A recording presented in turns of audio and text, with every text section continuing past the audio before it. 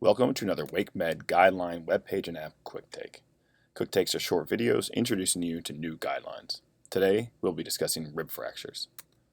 Remember, the guideline webpage can be found at www.wakemed.org/SPG. It's mobile friendly and is publicly accessible. And if you haven't already, you can add it to your smartphone's homepage as an app by following the instructions here or in our introductory video. Now, it's important to know that rib fractures are in fact deadly. They are common but deadly. Studies show increased mortality with each rib fracture the patient's presented with, especially if it's more than 6, which is associated with an 11% mortality. For 8 or more rib fractures, mortality is 34%. That's more than septic shock. This is in large part due to the association of rib fractures with other major injuries. Importantly, every increase in the number of rib fractures is also associated with an increased risk of pneumonia and ARDS. And in patients who are over 65 years old are at particularly high risk. Each additional rib fracture adds 19% relative risk of death and 27% risk of pneumonia. And while those numbers are high, the inflection point is actually younger than 65 years old, at 45 years of age. Fortunately, a systematic approach to the management of rib fracture patients has been shown to decrease pulmonary complications and length of stay. And that's why we've created this rib fracture management guideline. Now, it's important to note that there are numerous rib fracture scoring systems out there. Some are based on clinical features of injury, and others are based entirely on cross-sectional imaging. Some combine both.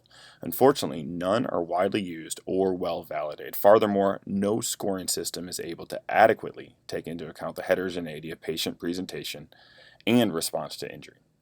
As such, assessing severity of injury requires clinical judgment.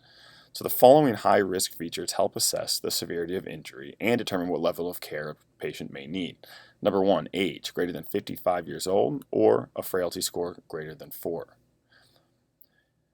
If the patient has an incentive spirometry less than 50% of expected capacity, and that's based on ideal body weight.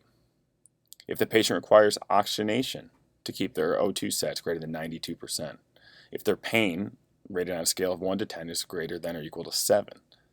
If they have moderate or severe pulmonary contusions, and if they have any of the following fracture patterns: clinical flail chest, greater than 4 fractures, greater than 2 partially or fully displaced fractures, and or bilateral fractures. So if none of those high-risk features are present, the patient may be considered for discharge or floor admission. If one or more features is present, the patient should be considered for step-down or ICU admission. And if 2 or more of these high-risk features are present, the patient should likely be admitted to the ICU. So let's cover some basic treatment of rib fractures. First, we need to control pain. For this, we're going to rely on a multimodal approach that's highlighted in our multimodal pain control order set, which is due out very soon. Then we want to focus on pulmonary support. First, using incentive spirometry. Of note, IS values will soon be available within the standard comprehensive inpatient flow sheet for viewing, which should make it much easier to find. Pulmonary support may also include BiPAP, which has been shown to improve outcomes. These were from studies performed right here at WakeMed. A few notes on BiPAP.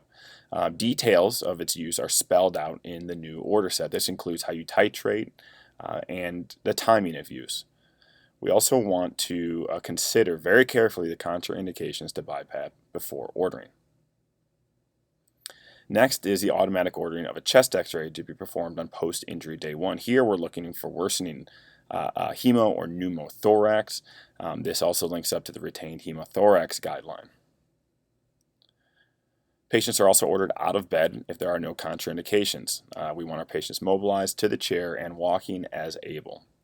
And finally, when a diagnosis of rib fractures is entered into EPIC, this automatically adds education guidelines to the nursing queue. These education guidelines come from our HealthWise. These include education for patients about rib fractures, just general information, education about how to use the incentive spirometer, including a video, and how to manage acute pain. Once these documents are entered into the nursing queue, the nurses will provide either printed versions of these educational pieces, or the patients may be able to access them via their tablet. And finally, some patients may be considered candidates for rib plating. The following issues should prompt considerations. That's impending or actual respiratory failure or failure to wean from mechanical ventilation due to rib fracture pain, significant chest wall deformity or instability, including flail chest, more than 2 partially or fully displaced rib fractures, and non-union or malunion. And ideally, rib plating should be performed less than 72 hours after injury, if at all feasible.